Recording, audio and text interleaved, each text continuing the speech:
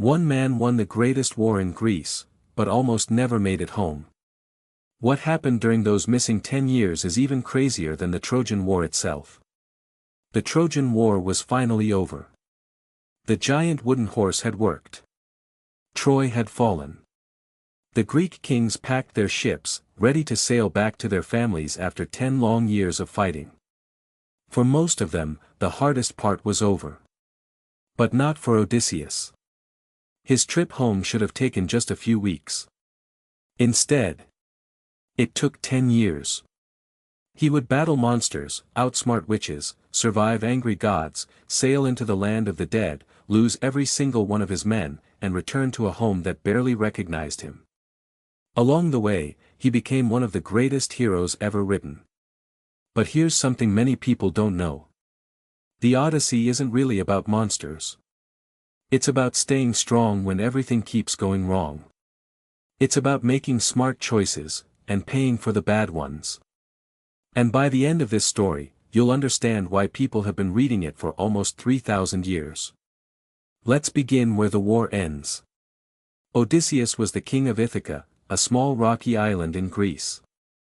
He wasn't the strongest Greek hero. That title belonged to Achilles. He wasn't the biggest. He wasn't even the fastest. What made Odysseus special was his mind. He was clever. In fact, it was his idea to build the famous Trojan horse. Without him, the Greeks probably would have lost the war. Now the fighting was over. Odysseus gathered 12 ships filled with soldiers and treasure and pointed them toward home. His wife Penelope had waited 20 years. His son Telemachus had grown from a baby into a young man. Everything should have ended happily. Instead, the real adventure was just beginning. The fleet landed at the city of Ismarus, home of the Ciconies. Odysseus and his men attacked, won the battle, and took supplies. But then something changed. Instead of leaving while they were ahead, his men stayed behind to celebrate. They ate. They drank. They believed the danger was over. They were wrong. The Ciconies gathered reinforcements and struck back. Many of Odysseus's men were killed before the survivors escaped to sea. This became the first lesson of the journey. Winning a battle doesn't mean the danger is gone. Sometimes knowing when to leave is the smartest move. A terrible storm pushed the ships far off course. Eventually they reached a peaceful-looking island. The people living there offered Odysseus's crew a strange fruit called the lotus. Anyone who ate it forgot everything. They forgot their families. They forgot their homes. They forgot they were ever supposed to leave. All they wanted was more lotus. Odysseus refused to lose his crew that way. He dragged the men back to the ships, tied them to their benches, and ordered everyone to sail immediately. The journey home could only continue if they remembered why they started. Next came the most famous part of the Odyssey. The land of the Cyclopes. These giant one-eyed creatures lived without kings, laws, or cities. Odysseus found a cave filled with food and sheep. His men begged him to take the food and leave.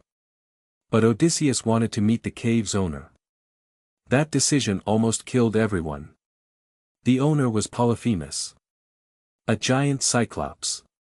Even worse. He was the son of Poseidon, god of the sea. Polyphemus sealed the cave with an enormous rock.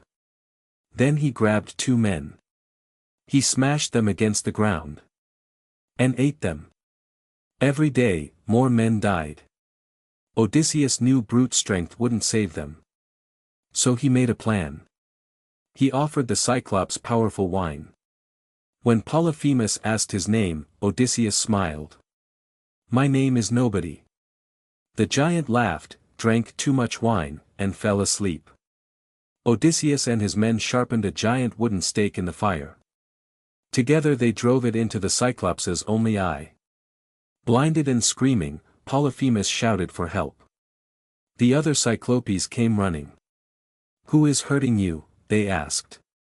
"Nobody," screamed Polyphemus. Hearing that, they thought he wasn't really in trouble.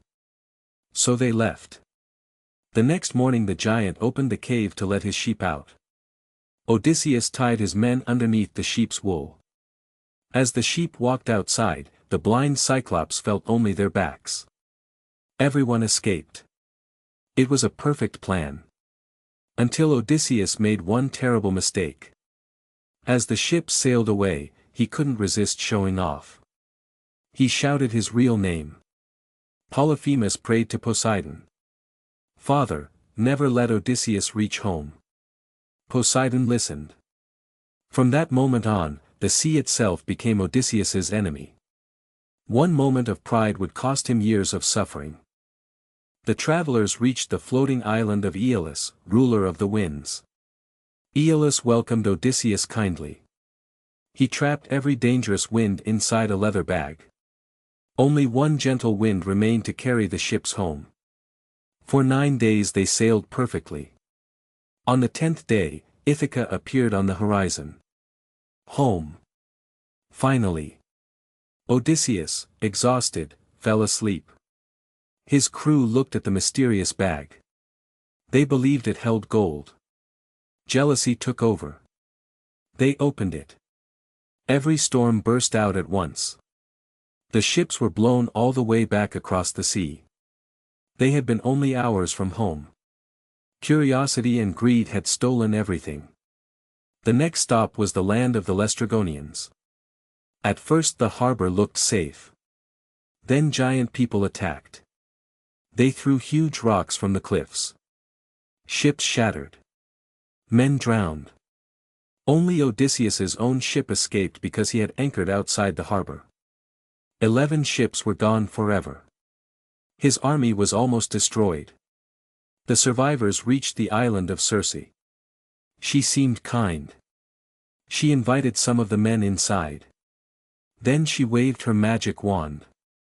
Suddenly, they turned into pigs. Not because they looked like pigs. They actually became pigs. Only one sailor escaped to warn Odysseus. On the way to rescue them, the messenger god Hermes appeared. He gave Odysseus a magical herb that protected him from Circe's magic. When Circe's spell failed, she realized she was facing someone special. Instead of fighting, they became allies. She returned the men to human form. The crew stayed on the island for an entire year. Comfort almost ended the journey. Finally, Odysseus remembered his real goal. Home. Circe then gave him terrifying advice. If he wanted to find his way, he first had to visit the land of the dead. No Greek hero had ever willingly traveled to the underworld. Odysseus did. There he met the ghost of the prophet Tiresias. The prophet warned him. Poseidon would keep chasing him. His men must never touch the sacred cattle of the sun god Helios. If they obeyed, some might survive.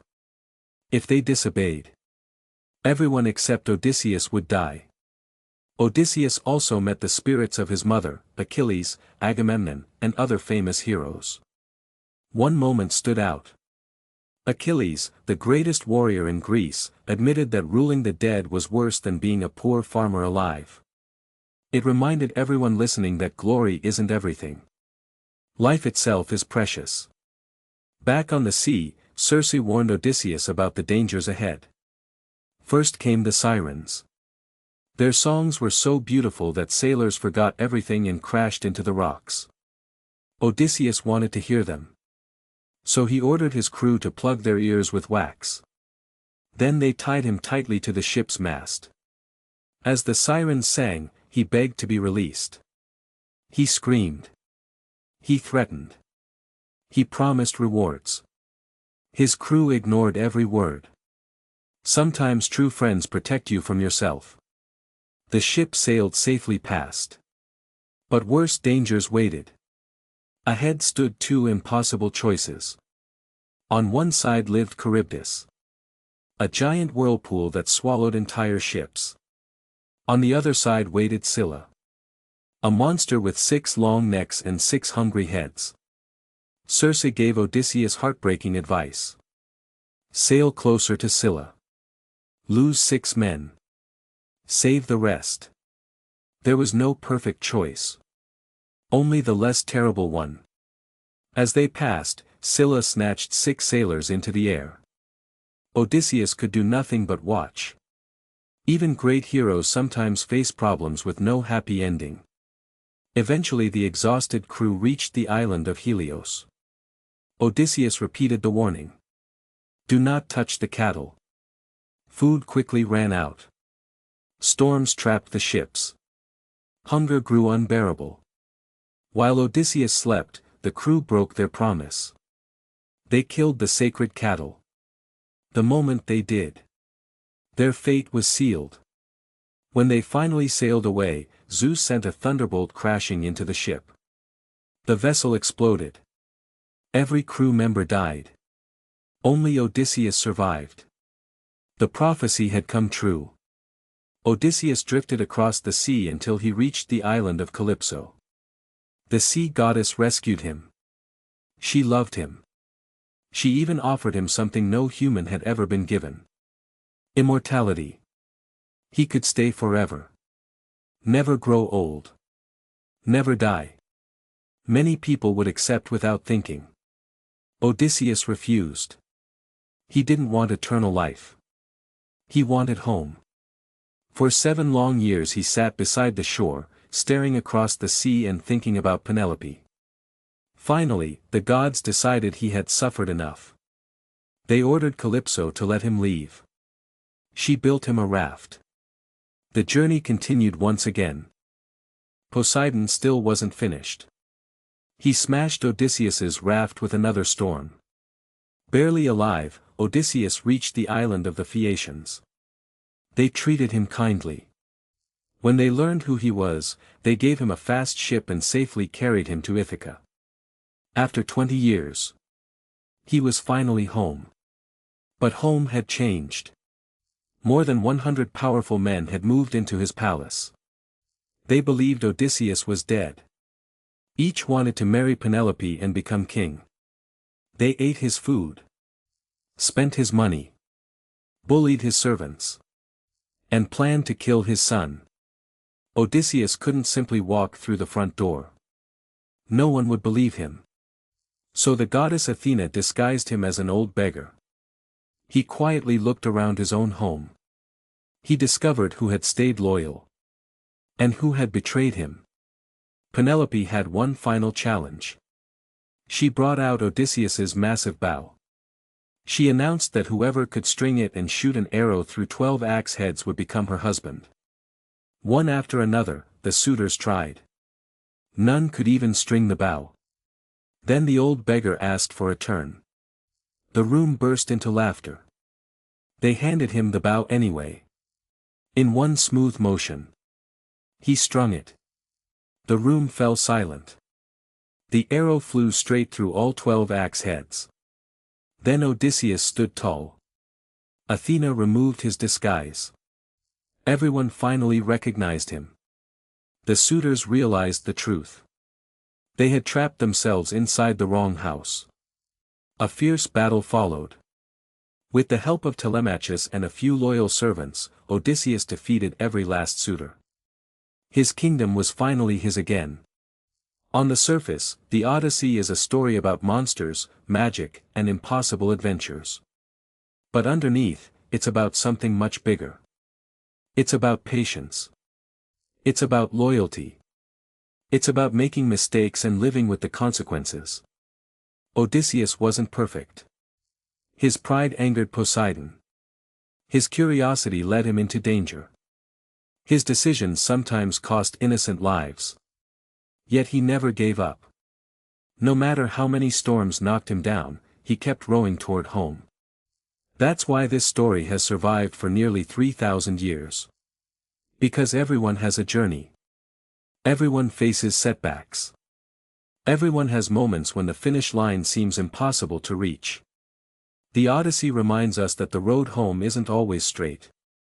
Sometimes the longest journeys are the ones that change us the most.